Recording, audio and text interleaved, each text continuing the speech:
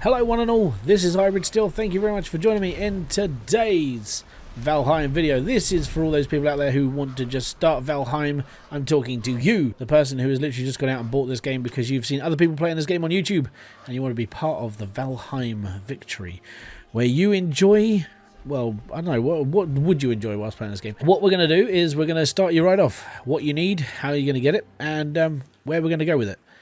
So first off, hope you're good with just clicking a mouse button, because these things will keep going at you until I'm probably going to die, actually, in all fairness, because there's a lot around here that wants to kill me straight away.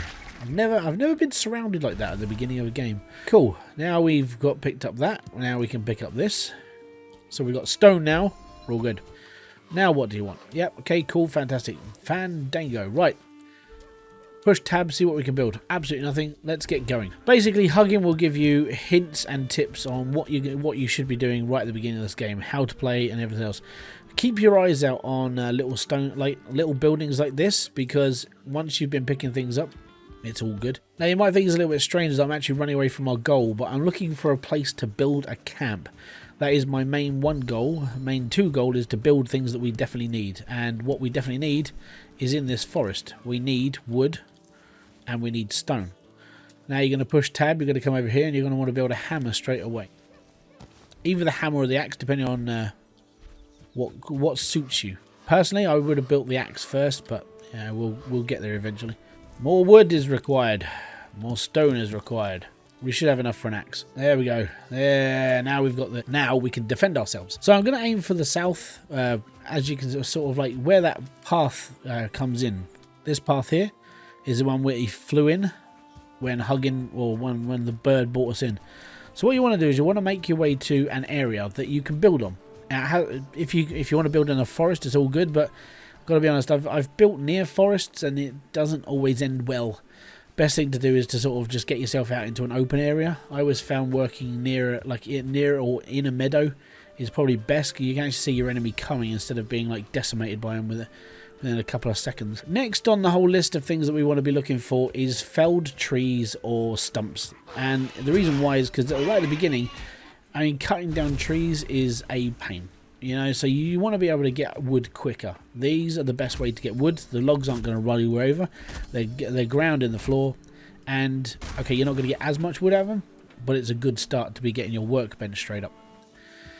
Let's pick up some more stone, because you never know how much you're going to need until you need it. That's a beehive. Right, so that thing there, hanging on there, is a beehive.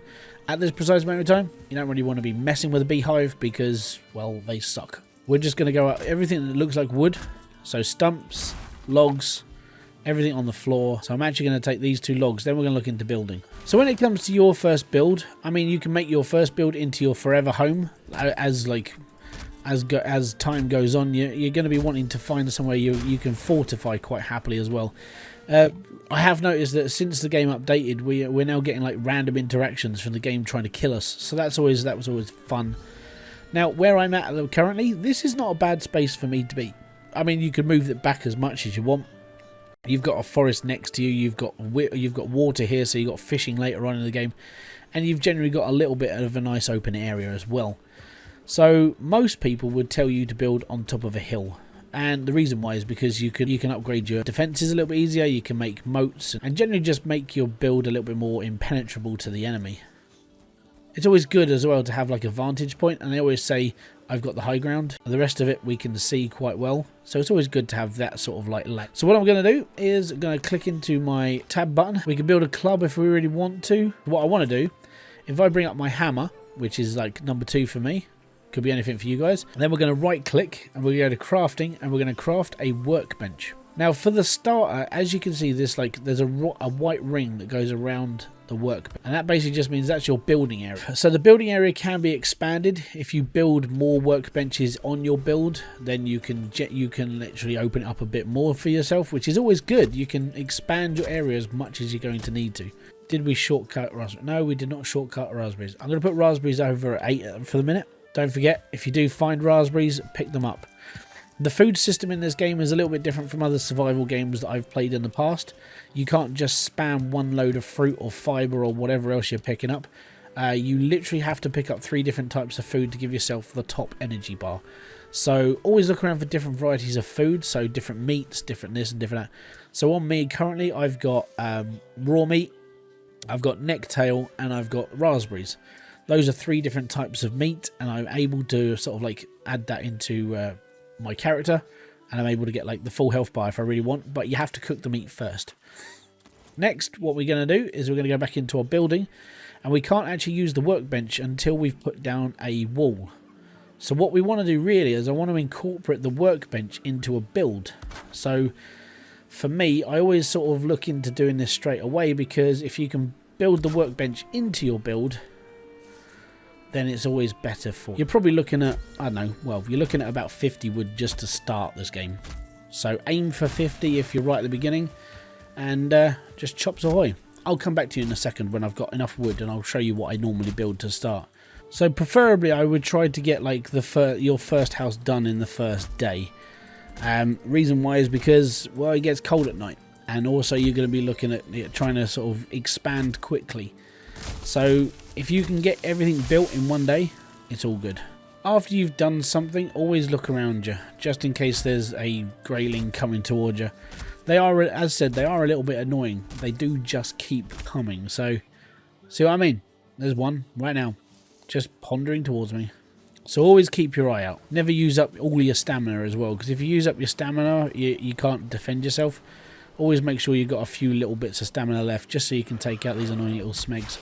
We've got an area to put a fire. That's what we were looking for. So what I need to do is I need to build a bed. We need some more wood. Now over time, whilst you're cutting down trees and bushes and bits and pieces, you will get seeds, so you can replant forests.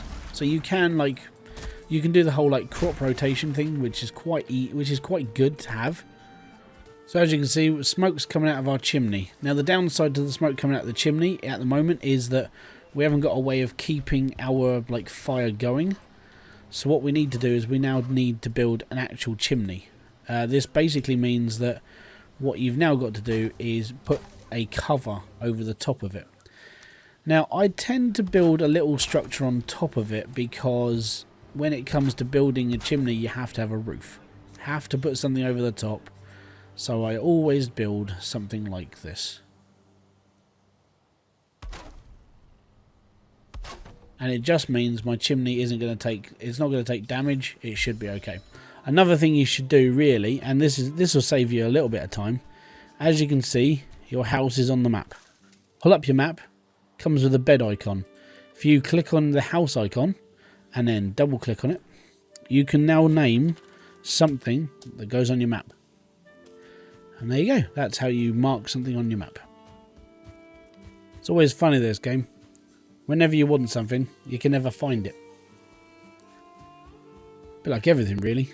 If you do see boar around, take the opportunity at the beginning of this game to kill as many as you can. Reason why is because, well, it's just good for. So another quick tip that you can do if you're a bit short on materials and you've got a couple of things with you. So we've got our workbench set up. Now this is going to act as a way that you can craft things out of the range of your house. So what you want to do is just like highlight an item. I always go with like the little tile. And then you want to just start destroying things. And the reason why you want to start destroying them is because these are elements that you can use in this game. So take out the base and then it all just falls apart, giving you materials. There you go. Easy way of earning stuff without having to really do a lot of the work. And then what you do is just remove the bench and then you're back to normal. Deer is in front of us. We're going to sneak up on it. Hack it to bits. It's dead. Now we're going to get its skin. It means we're going to unlock all this stuff. So over time, whilst you're playing through, you're going to want to expand on a couple of things. Number one, your living quarters. Expand it whenever you can. And the reason why is because you want to expand it so you can hold more stuff next to your workbench, so you've got a bigger place that you can actually find on the map. And it's so you've actually got like a base of operations. If you can get everything under one roof, do it. And the reason why is just because you don't have to keep building separate entities to do this, that, and the other, and all the other stuff. You're going to want to upgrade your stone axe. You want to be able to build the crude bow and arrows. Okay, that's basically where you're headed. So you want to build bow and arrows. You need about 40 to 50 arrows to take out the first boss. Reason why is just in case you miss. You know, it's always good to have a couple of extra. Get the crude bow to level 3, but well, level 2, level 3. So again, build the chopping block, build the tanning rack, expand your base a bit, get yourself into a more comfortable position, and then you want to upgrade to the better armor and get that to level 3 as well. In fairness, I mean, you don't have to get it to level 3. You can do it on a lesser level.